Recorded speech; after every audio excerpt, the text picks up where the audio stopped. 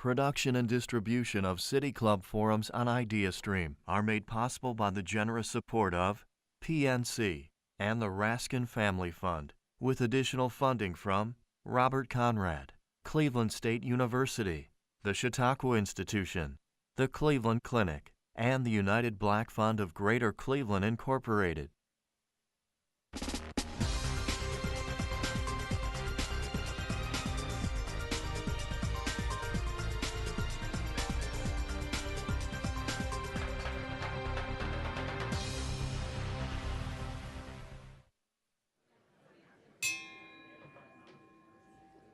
Good afternoon and welcome to the City Club of Cleveland. I'm Richard Celeste, former governor of Ohio and proud City Club member. It's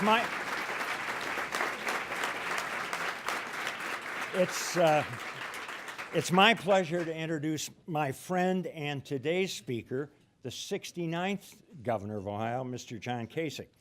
A Pennsylvania native, Governor Kasich came to Ohio in 1970 to attend The Ohio State University. There, as a freshman, concerned about the state of the nation, he penned a letter to President Nixon, which spurred an invitation to the White House and a 20-minute meeting with the president. Governor Kasich may have wanted to return to the White House ever since. In 1978, he began his political career in earnest, becoming the second youngest person ever elected to the Ohio Senate. Following that, he was elected to the United States House of Representatives, representing Ohio's 12th congressional district. In the House, Governor Kasich served as on the Armed Services Committee for 18 years, and more importantly, as chairman of the House Budget Committee for 6 years. He played a key role in both the passage of the 1996 welfare reform and the Balanced Budget Act of 1997. He was elected the 69th governor of Ohio in 2010 and re-elected in 2014.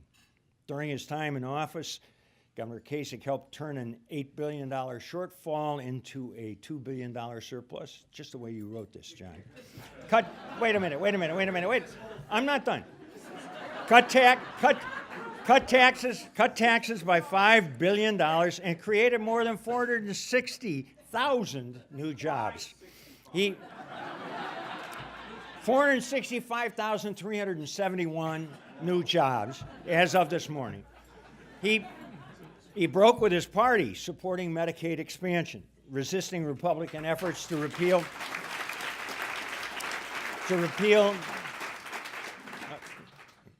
maybe they're all Democrats, John, I don't know.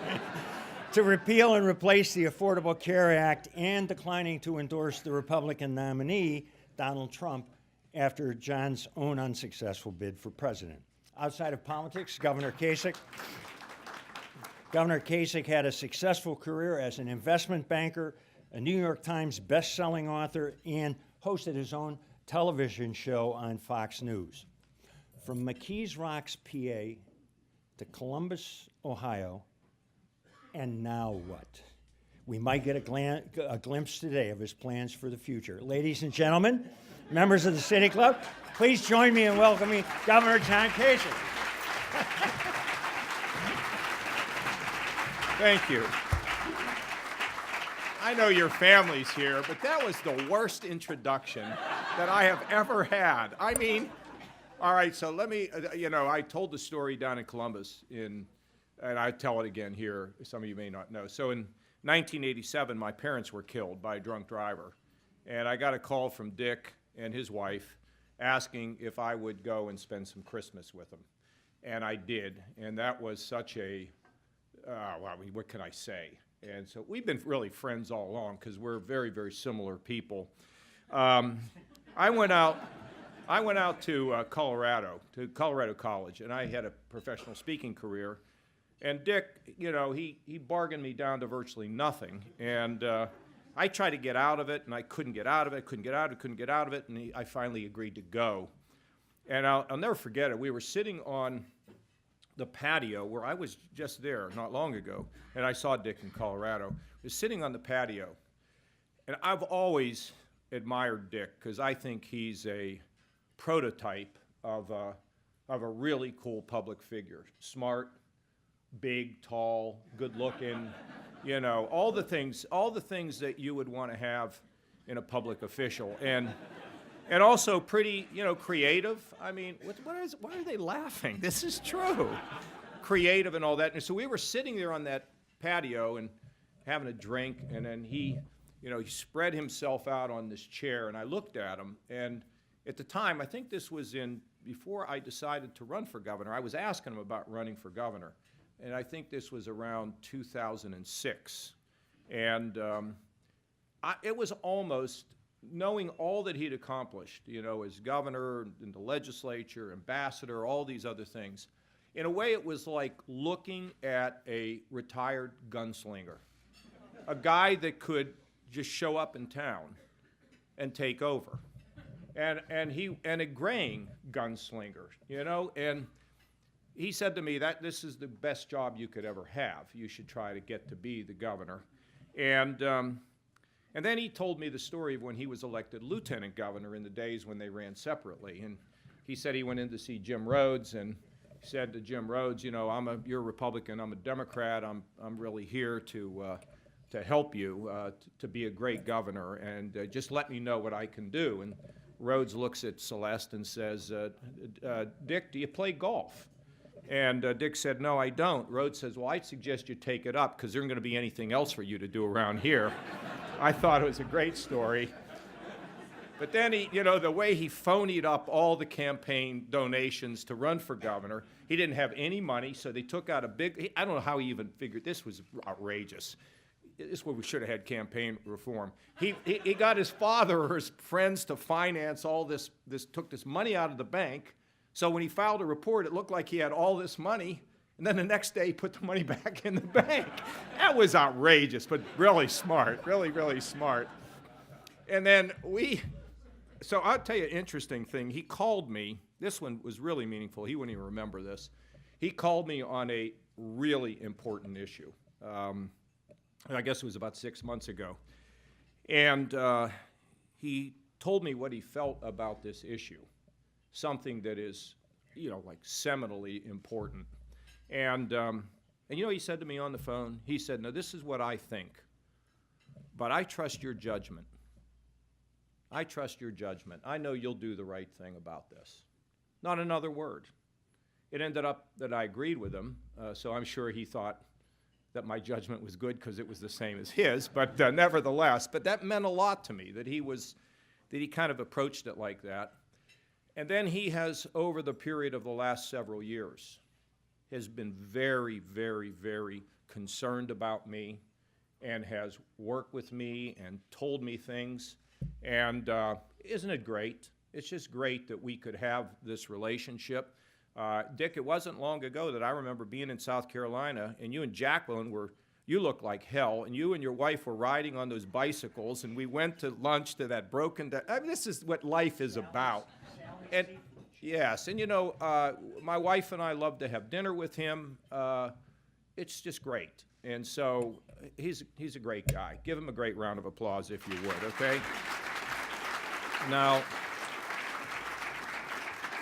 so I have this document that's 39 pages. This is unbelievable. This is what has been accomplished. And this is not nonsense. And it's single-spaced, and it's like not made up stuff of all the things that have been accomplished in the last 8 years. I don't have one for all of you. I'll give it to the press. They won't read it, but I will give them that. But it is online, and they can find it where, Lynch? Okay, www.ohio.gov, whatever the hell it is. So anyway, just type it in there if you're really interested. And I was just talking to Dick's daughter, and she said, thank you for the juvenile justice reform.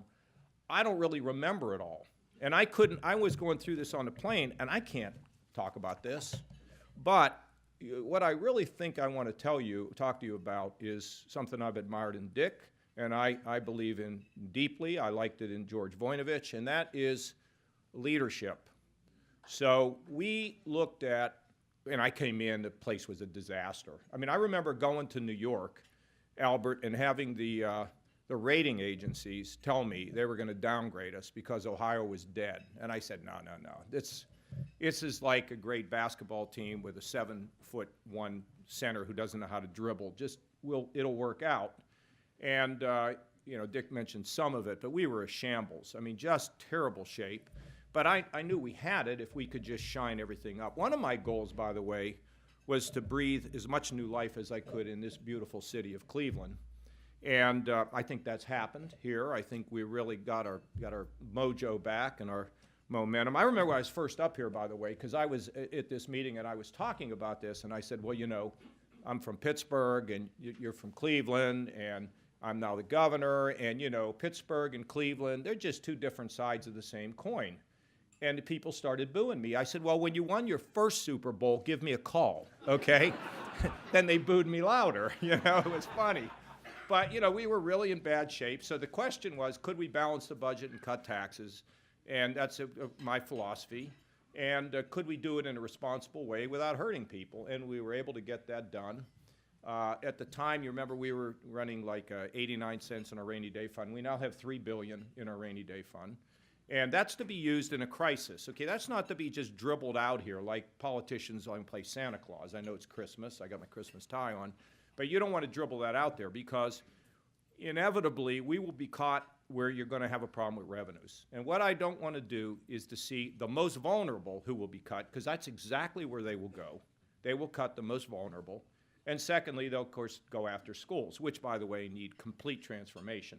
But I said we got that money there. It doesn't last that long, Dick, right? I mean, it gives you a cushion, and it gives you an opportunity to do the planning you need to do so you don't have to ravage people's services and make sure that it'll work.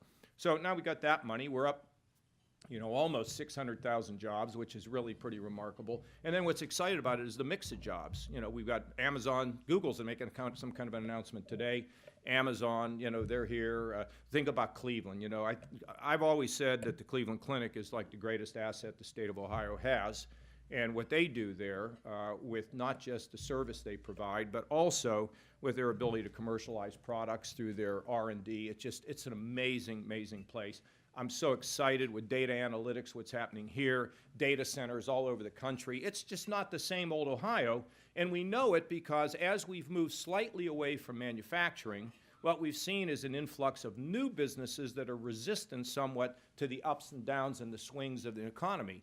And Albert, when we were in New York this last time, because I had to go there and tell them for the 7th time, I told you so, I was talking about the fact that normally Ohio, we would peak and then come down. Now we're peaking and we're staying up. And that is a sign of the resilience we have. Then I remember we wanted to make sure we could do more infrastructure.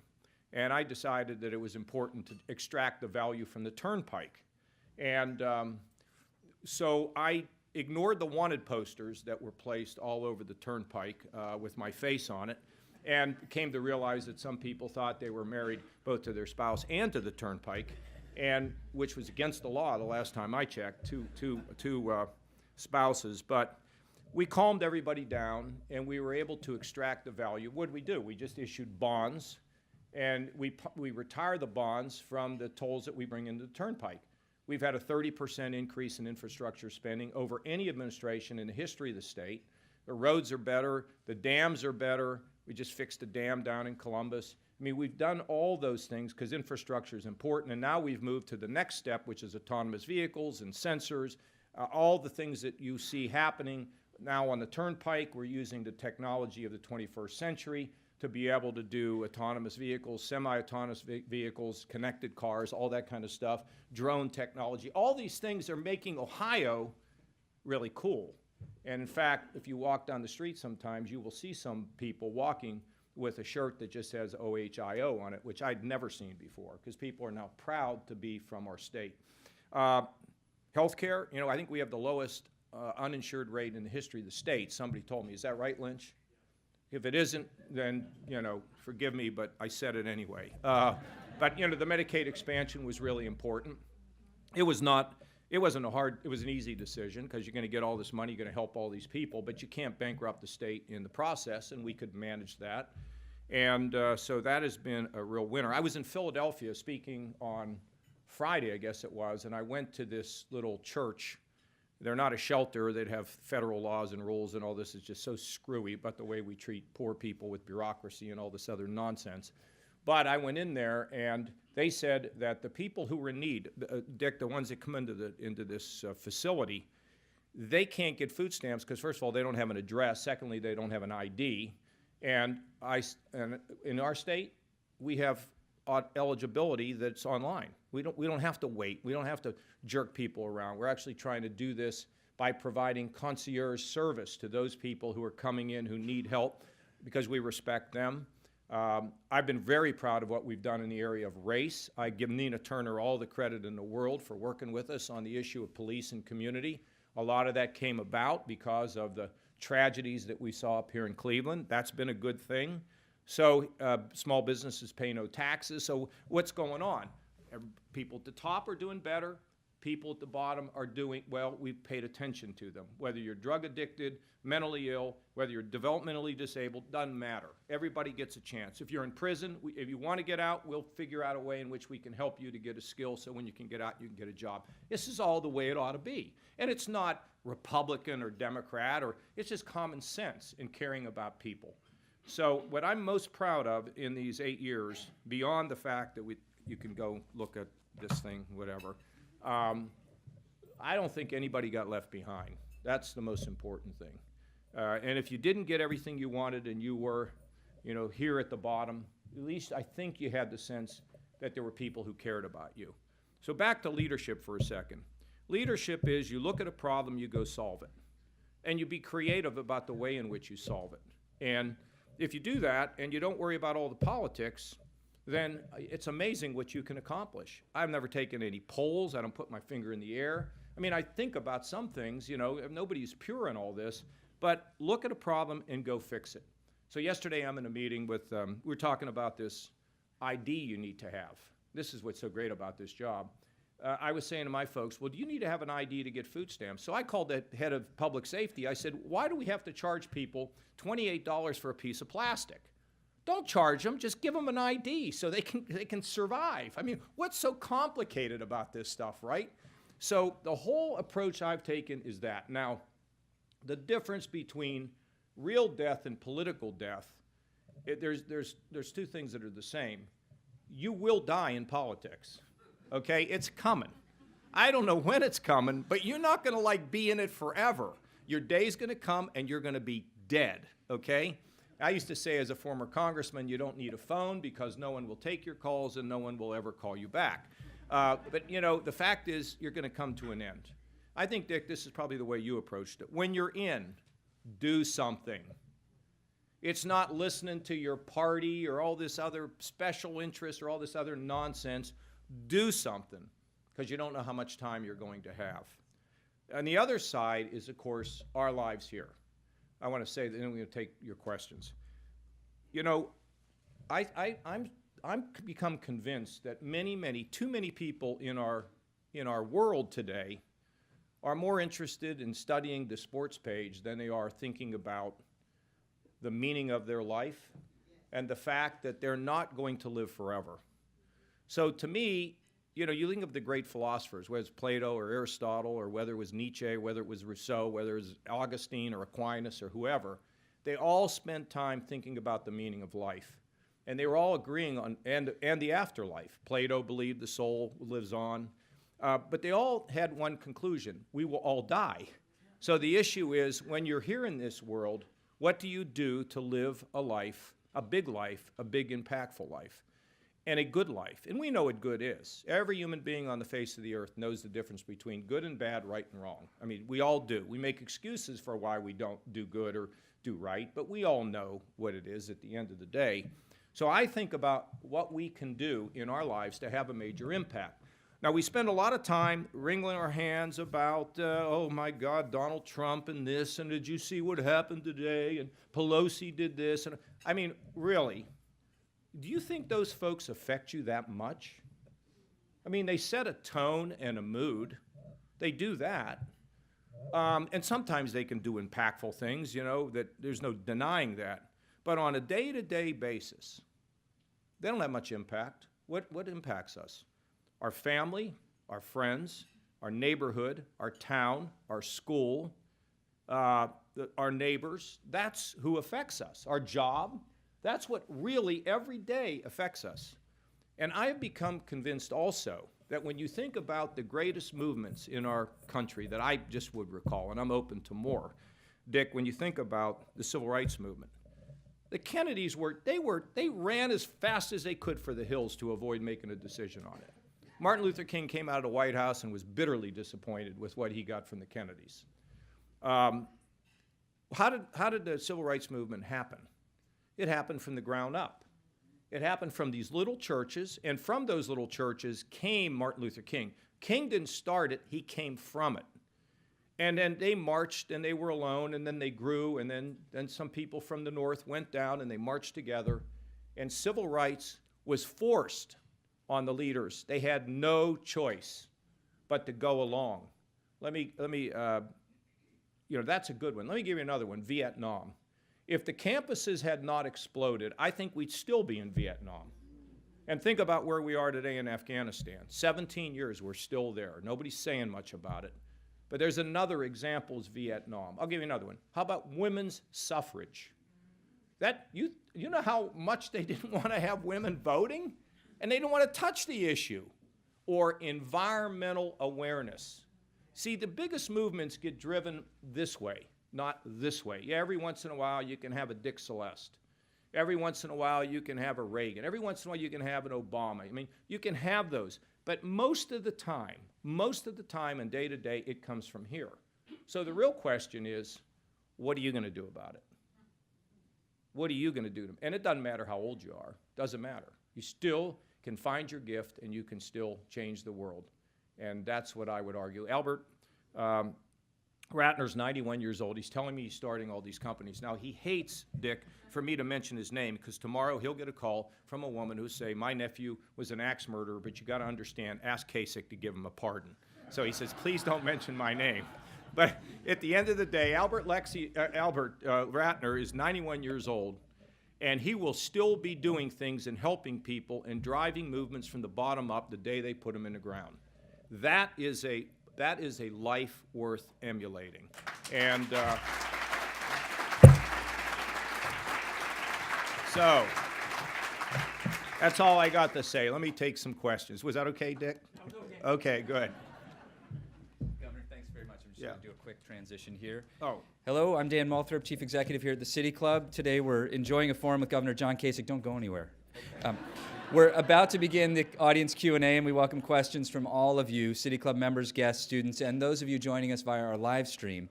If you'd like to tweet a question, please tweet it at the City Club, and our staff will work it into the program. Holding our microphones today are Content Coordinator Bliss Davis and City Club intern Arimilo or Asanya. Where's Arimilo? Well, let's get the first question. Okay. I get to pick the questioners. Okay?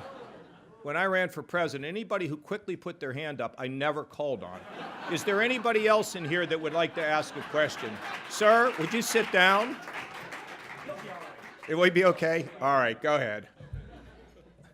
Thank you very much. I'm concerned about the continuing water quality in Lake Erie. Yeah. You haven't mentioned, you mentioned the Cleveland Clinic as Ohio's important resource.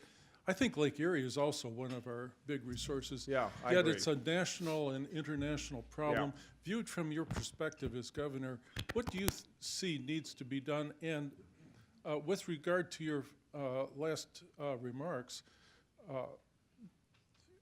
what can we do as That's citizens? really, really good. This is one of my big, first of all, we spent about $1 billion on the watershed. And lately, we were trying to declare this watershed in distress, and I had to go to the legislature to stop the flow of these nutrients into the lake. And the special interest groups got very involved, and they killed the more dramatic action that needs to be taken. And then the legislature says they want to study it.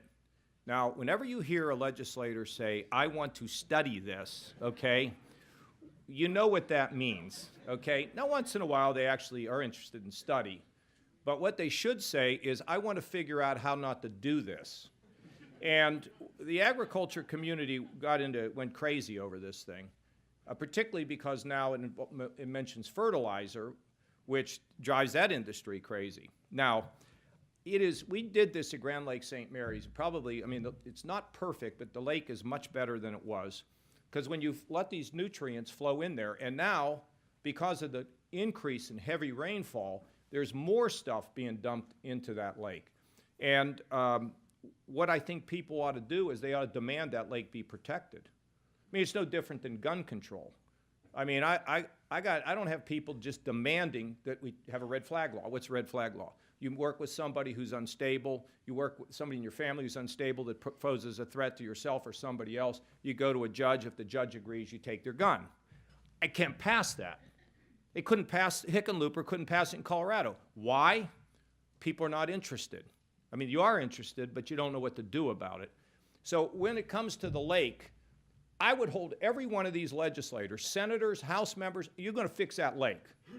I don't want any excuses. I don't want any nonsense. Go fix the lake. And if you don't fix the lake, okay, then I'm going to have to think about what's going to happen when you run for re-election. And that's what you got to do.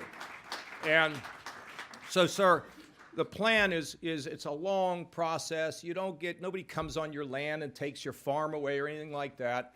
But it does say that you shouldn't be putting fertilizer. We have this now on frozen ground, so it runs into the lake. But the same thing is true with, these new kind of nutrients.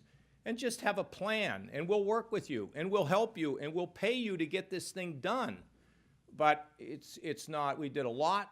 The lake is better, but it is still not what I want, and still not what we think we should have. And somehow, the environment really does matter. I just don't, who started it? Teddy Roosevelt. He was the greatest conservationist. Nixon started the EPA. It's just so unbelievable. So we not need to worship the environment, but we need to be good stewards of our environment. And we need to preserve this as a jewel, okay? But you should be really happy that I mentioned the Cleveland Clinic and not Ohio State, okay? So there was another, yes. There was a guy right here somewhere. Yeah, right here. Jump up and. Oh, you got to have a mic? Oh, well, I guess I'm lucky. Hello, Governor. Hello. My name's Kevin E. Gilmore, and I actually want to thank you publicly. This is the best place to do it. But before I do that, I have to tell you why I'm thanking you publicly. At the age of 13, I went into foster care, and I attended 5 high schools. I only went to Cleveland State because I needed a place to live. When I aged out at 18, I slept in my car and I slept in shelters. Of all the things mentioned in your paperwork, what you forgot to highlight about yourself is that you extended foster care to 21 in Ohio. You did that, yeah.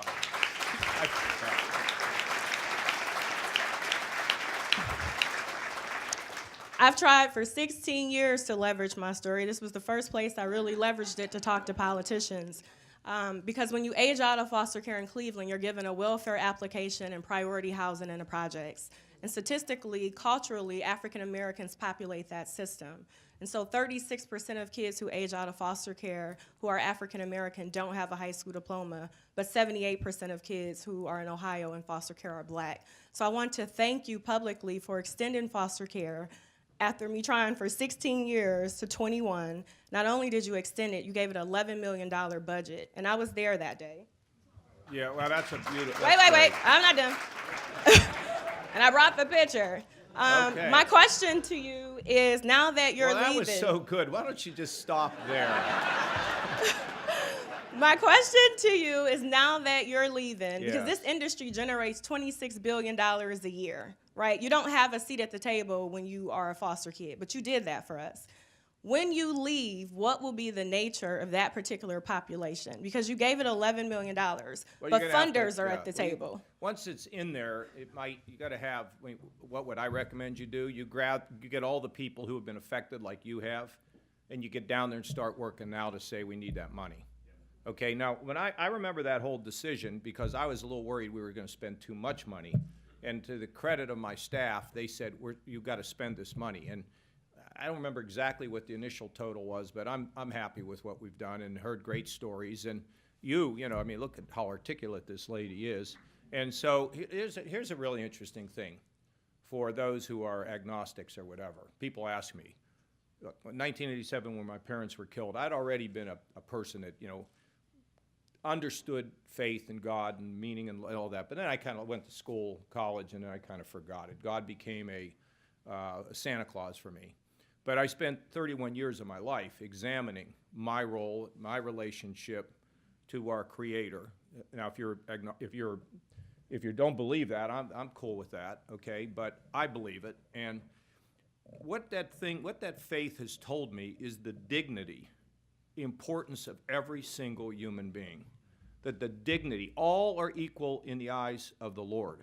And so when I see somebody struggling, what am I supposed to do? I have to think about them. And if it means I've got to break some glass on the way or break some china, so what? We met with a group of people from Pike County, Scioto County, and Jackson County yesterday. These are really hard-bitten, poverty, drugs, and you know what?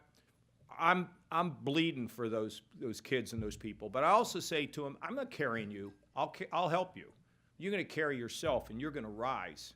And so this idea of giving everybody a chance to rise is embedded really in the way I look at the world. Now, you say I have faith and all that. Yeah, I mean, we'll see when the whip comes down. We'll see how much. I hope it's there, but I know that I have a duty as a human being to treat you with respect, even if I don't like you. Okay, but I like you very much because of your kind words. So I wanted you to know that. Next question. Who's got the microphone here? We got lots of hands up. Let's. Hi, Governor Kasich. Sir, my question is on criminal reform. Yes. And my name is Francine Hawkins. I am the sister of Arthur Tyler, a young man who has been in prison for 35 years. And I would like to thank you publicly for granting him eligibility for parole. My brother has done everything possible from 2014 that he could do to be released from prison. You granted him that eligibility in April of 2014. Well, in September of 2018, you granted him eligibility for parole. 2018 September, the parole board gave him 3 more additional years. And what I can't understand is how 3 more years is going to Make it any better for him. make it any better. Well, look, I would just tell you, ma'am, that first of all, I'm sorry this pain that you're going through seeing your own family member. I'd have to go back and look at all of it, but we have a pretty good system here when it comes to how we move forward, and I have been willing to move to get clean people's records when appropriate. But I work through the head of the prison system, the parole board, to try to, and my staff itself comes to me with recommendations. So we'll see where that is, and we'll just check it out. And I don't know everything about it, but we'll see. Okay. All right. Good afternoon, Governor. Hi. I'm Merle Johnson. I'm on the State Board of Education. I appreciate how much you care about the people of Ohio. I'm very concerned that a number of students in Ohio are struggling in the school districts, and the majority of them are low income. House Bill 70 was developed. I realize you meant well to try to improve districts, but what's happening is it's not working. Youngstown and Lorraine still have an F, even though 6 people, Academic Distress Commission CEO, went into the districts to try to improve it. So my question is, since those districts still have an F, what justifies taking over East Cleveland, with the same system? And secondly, did you look at the strategic plan that was developed by the State Board of Education to use that as a blueprint to begin to improve our districts? Well, I appreciate your words, your kind words. I don't agree with you at all, okay? When a school constantly fails, you must shake the school system up. And in Youngstown, yeah, you're right. They're still not getting their head above water, but they're not on the bottom of the ocean anymore or the bottom of the river. They're rising. And I have to tell you, I've had enough of school board politics, okay? All school board politics. Those kids have to come first. The Youngstown Vindicator, there was a time when the Youngstown Vindicator wouldn't write anything in that newspaper where they didn't attack me. Now we stand together in great solidarity on the fact that this program must continue over there. Now what happens when your school district fails and fails and fails, what happens is you want to go and say, I'm going to put a CEO and I'm going to change the whole system and I'm going to empower a CEO to come in and fix it and impose discipline and change the rules, sort of like what we did up here in Cleveland. Oh, are we going to say that Cleveland is a failure? It takes time, but you've got to shake up the system. So I believe that it is necessary to do it, and I think there's a lot of political pressure on members of the legislature who don't want to see us take control if their school fails year in and year out and year in and year out. This is a constituent pressure. They're not providing leadership, in my opinion. Now, let me talk about education a little bit. We are running an education system in this country that is based on the way we raised and taught kids 100 years ago. It is so old and so dilapidated and lacks so much creativity and imagination, not everywhere, but too many places, that kids are being treated in a way that's very rote, R-O-T-E. And let me tell you what my vision would be. First of all, kids should not spend 5 days in a school. I think kids let them spend 4 days in the school. Okay, 5 days this one week and 4 days the next. You know what I'd like to do? I'd like to have one of these kids that's interested in or good in math or interested in business. You know where I want them to get their education? At the knee of Albert Ratner. If they're interested in being a nurse, I want them to be in the Cleveland Clinic working with nurses. If they're interested in autos, in cars, okay? They go home at 5 o'clock to work on cars. Why don't they work on cars during the day? And why don't they go work at a car dealership? You see, I think we need to get education more where kids are out getting experiences that are real, where they learn about how to conduct themselves, show up on time, manners, the way to dress, and the inherent nature of what they're interested in. My daughter, one of them, I have two of them, one of them is in fashion. She went to work for Pink. She went to college, and guess what? She told me in the very first few weeks she was in college, she could have taught the class because of what she learned about statistics. My daughter's telling me I love math. I'm like, who am I speaking to on this call, okay? Because she saw the relevance of statistics when it came to fashion. She got so excited about it. And by the way, she's been selected now as the only student in her school. She goes to Columbia College of Chicago, which, by the way, is from what I can see, an incredible school. It's a school for kids that are creative. And what they do is they get the kids out there into the community while they teach them. She's now been selected as the only kid from her school to go to the National Retail Federation, won a scholarship in New York City. I mean, not bad. My other daughter is in pre-med down at Clemson, and let me tell you, she spent the whole time she was in high school going to Moms to Be. It's a program for poor mothers who are at risk with their pregnancies. All she does is study. Dick, I was down there with her, went down. Well, she does, and she's got these formulas she's writing, and I said, sweetie, what is that? She said, Daddy, that's chemistry. Don't you know? And so, but she got inspired. We need to inspire our young people. We need to connect. Am I right?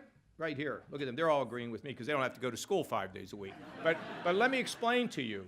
It is then on all of us as adults to assume the responsibility of educating those young people when they come into our midst. Now, I proposed two things as the governor recently. Think about this. Now, I want to talk about Lordstown. Two things. that every single school board in Ohio ought to have 2 non-voting business men or women on the board. Defeated. Defeated. I also propose that when a teacher gets a new certification, they ought to spend about a week in some business, a bank or whatever it is, okay? Defeated. Do you understand what's coming in this country? You know why Lordstown's closing?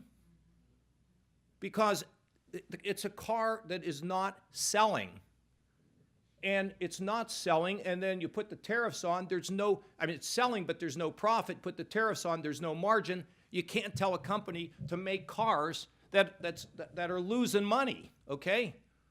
But why weren't we were kind of thinking about this, they had to get a new car in there and all that, but here's what I'm worried about. Are the workers resilient? Can the workers figure out that there's another opportunity in another place? And by the way, we're going to explore all of that. Can we get another car?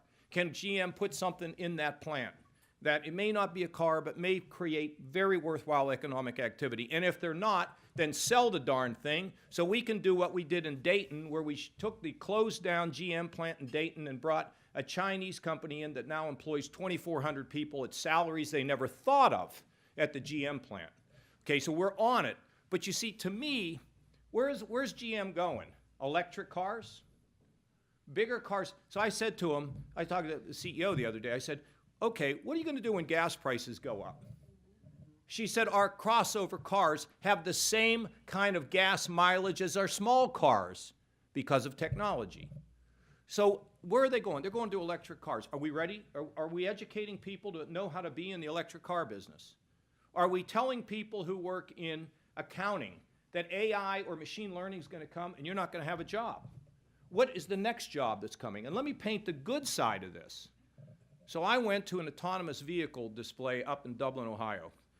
Dick, you got to go do this sometime. So they have these cars and they're driving through the intersection and the light doesn't change. It keeps it, if it's going to go from yellow to red, the other light will not change green. Saves lives. A lot of intersection wrecks. A lot of terrible things happen at the intersection. So they got a camera up here, and they got a camera up here, and a camera there, and a camera here, and they got sensors in the car and sensors on the road, and they got this big box that takes all of this information and grinds it down and sends messages to all these vehicles. Somebody's got to put the camera up. Somebody's got to put that camera up.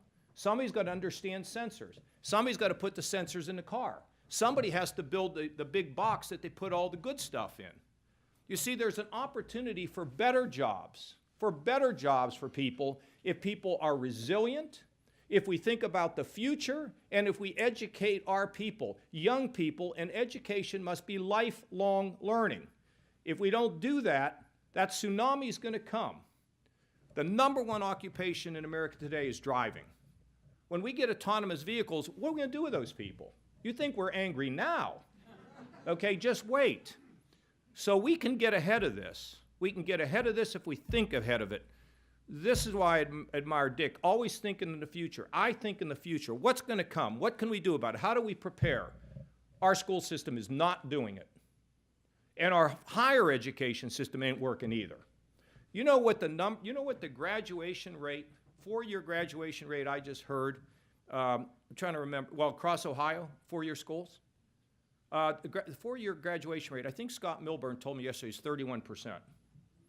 They don't even calculate it anymore like that. They calculate 5 or 6 years. You know why? Because the numbers look better. The graduation rate at Ohio University for 4 years is 49%. Can you explain that to me? Now, there were 2 basic institutions that I could never change: education and the Pentagon. I'm serious. And how do we change it? You got to demand it. You got to demand a fundamental change in the way these schools work. And we have to take risks. Because if we don't, we end up in the same place and we're going to pay a price. So Lordstown, in some respects, not exactly, is sort of the cutting edge of the turbulence that we will see in our economy because of the creation of new technologies, in my judgment. And I blame, I mean, who am I going to blame? I'm going to blame anybody now. I just know that we got to get, with General Motors, just one more thing about that. I called the CEO, we had a long talk, and I said our people at Jobs Ohio, which, by the way, is the greatest economic development organization in America in terms of the fact that they hire people who actually, this radical idea, they know business. It's a crazy idea. I told her, I said, your people have to work with ours to come up with a solution. She, yeah. I said, Mary, you don't understand what I'm saying. I don't want lip service. Sometimes it hasn't been always that easy to work with your folks. This is deadly serious now. She said, I got it, and thank you for telling me this. And I guarantee you we'll work with you. So we'll see what happens there. But that's just one example of what is going to be a whole list of things that are going to come our way that could take us either one way or the other. And if we prepare for it, if we change our education system dramatically, it'll work. The two-year schools, they rock. They get it. They're like the EMS of education. You want to get a job? You want to get a job? Oh, they're from Cleveland State. I know you weren't from, but Cleveland State is not all the schools are this way. Not all the schools. Let me tell you where it's all going to end up, by the way, I think. Higher education is going to be disintermediated because what's going to happen is Mr. Ratner, I keep going back to him, in his younger days would have said, let me design a curriculum for the things that I needed for a city. And by the way, you young person, you take this curriculum and you pass it and I'm going to hire you. You see, that's the exciting thing is you take the area of coding. If you learn how to be a coder today, it's incredible what you can do. You could live in Appalachia and be a coder working for some of the biggest companies in the world. You see, where it's going to go is it's going to be very directed, tailored education. And that's why buildings are yesterday. We got to build a new building. Why the hell do we need to have dormitories built by the university? Why don't we have a private person build a dormitory? It'll be nicer. By the way, the cafeteria will be nicer. Why don't we do that? And it won't be an overhead for the Forget it. I'm sorry. Yes, sir. Here's the dean of Cleveland, right here.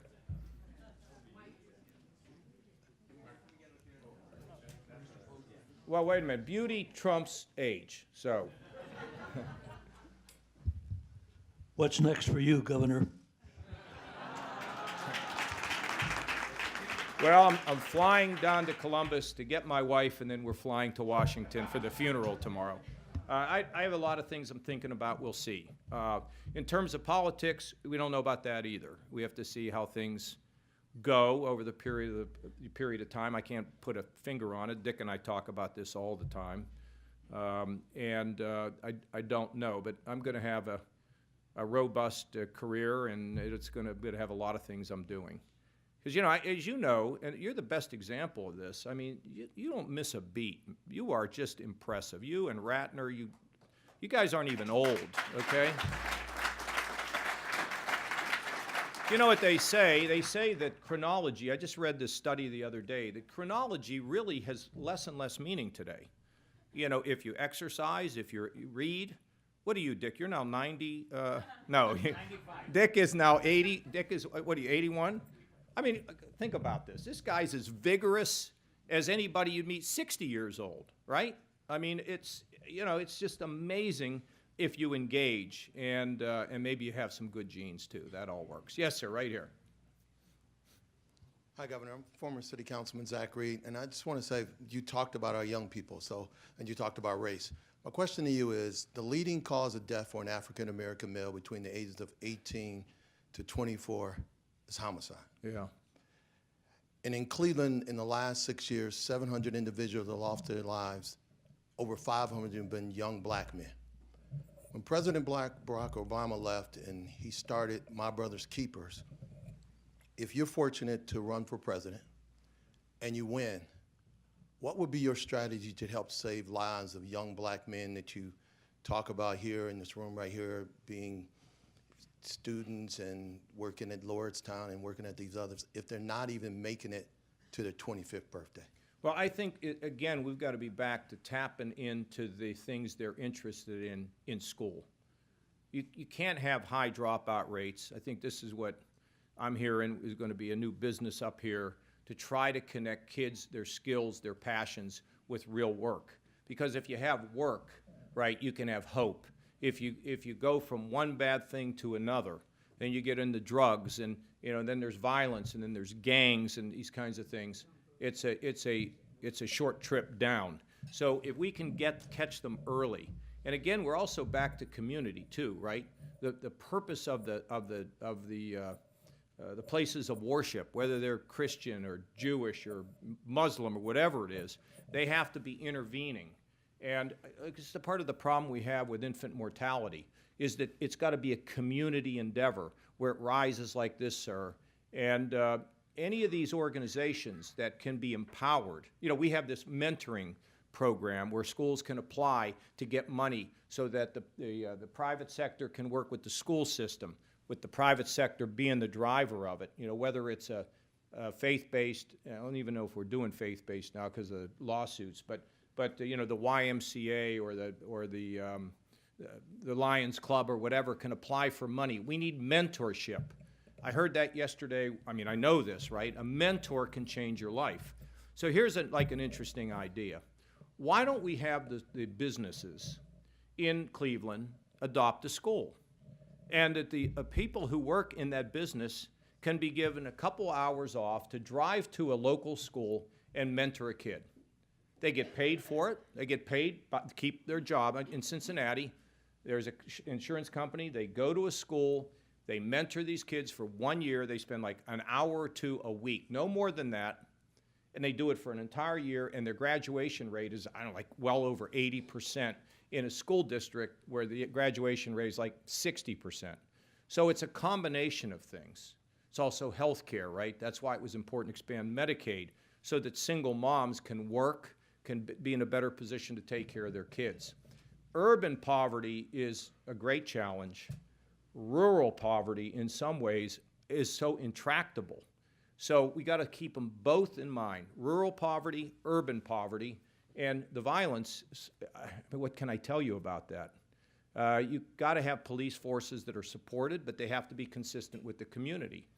And you get community and police together, you can make progress. But, sir, I wish I could tell you how I could solve every problem in the world, but I just don't have that answer. But I hope that answer helps you a little bit.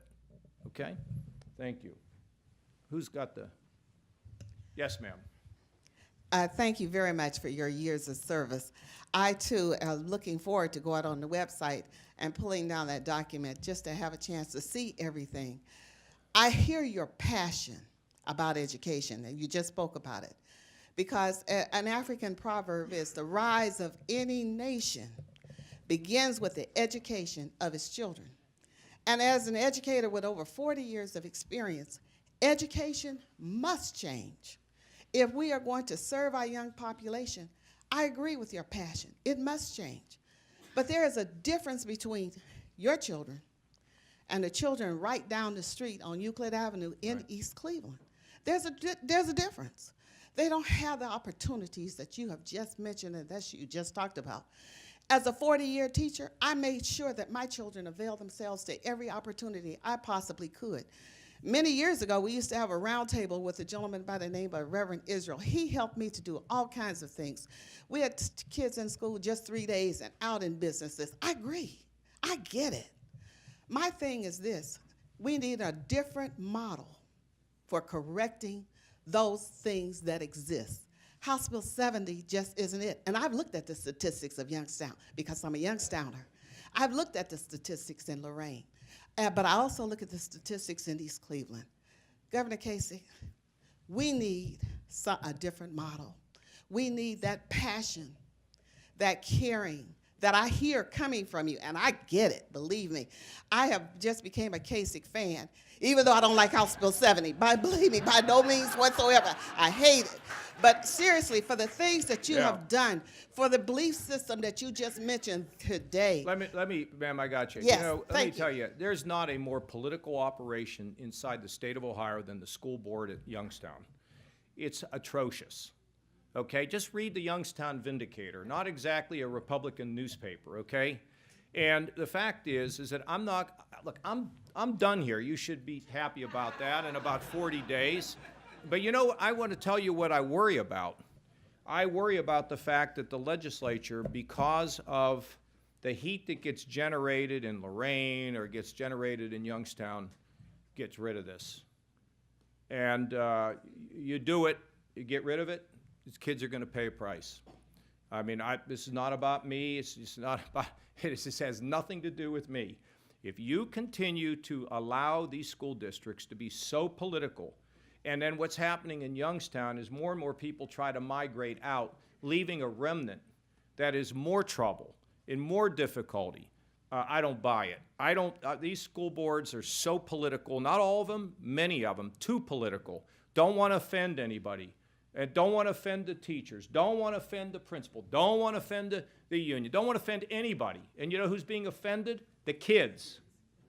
And I feel strongly about it, and there are many people trying to do good things out there in these schools, and there are some schools that are just absolutely fantastic, but we do need a new model. And House Bill 70, or whatever the name of it is, that's only one thing. That doesn't solve the problem. It's just one thing to grab a hold of the problem, but the ultimate answer is us. We're the ultimate answer, what we do with these kids, how we take them in, how we drive them. You know, I'll give you one last story. So yesterday, I had these 12 or 13 kids from Southern Ohio, and their parents are all in and out of prison on drugs. These kids we created a thing at the YMCA down there where the kids can go and they can get there, they get driven, and they live in the hollers. I mean, they don't live, 5 miles away. They're in the middle of nowhere. And this one girl, she says, I like to dance. We have no art programs for dance. Well, you want to know what that young lady needs? She needs somebody from Ohio University, which is a 30-minute drive, to pick her up and drive her down there and get her dance and get her art and get her inspired. So that's a problem for somebody, right? Well, I'd love to have the art. They don't have them in the school because they're a tiny little, this is why, because they're a tiny little town. A tiny little town. That's what I said to them. Got a music store in town? No. All we have is a gas station and one restaurant. This challenge is huge, but the answer is somebody spend a little time, pick that young lady up, take her to where they do have this, and inspire her. And that is the answer, but it's on us. Who are we going to drive? Who are we going to mentor? Who are we going to encourage? That's a large part of it. And we're not all into that, but we all have a gift that's unique unto us. So I'm so glad to be here with my friend and with the whole Celeste family and so many of you that I've come to have great affection for. I'm not going to go away. I'm going to be around. I'll be a voice regardless, I hope, whatever I'm going to do. And I always love coming to this place. From the very beginning, I liked coming here. Was a lot more nervous when I first came here, but now I'm a lot more comfortable, and I love you all. God bless Cleveland, God bless Ohio, and God bless our country.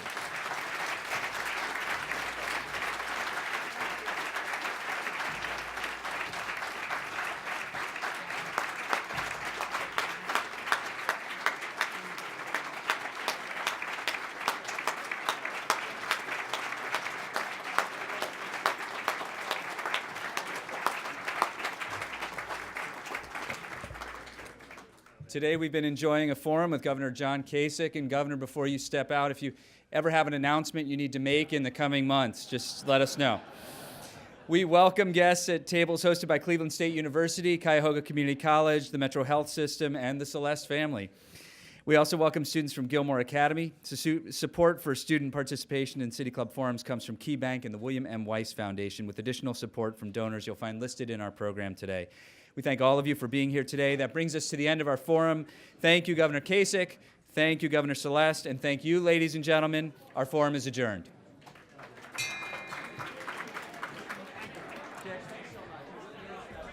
For information on upcoming speakers or for podcasts of the City Club, go to cityclub.org.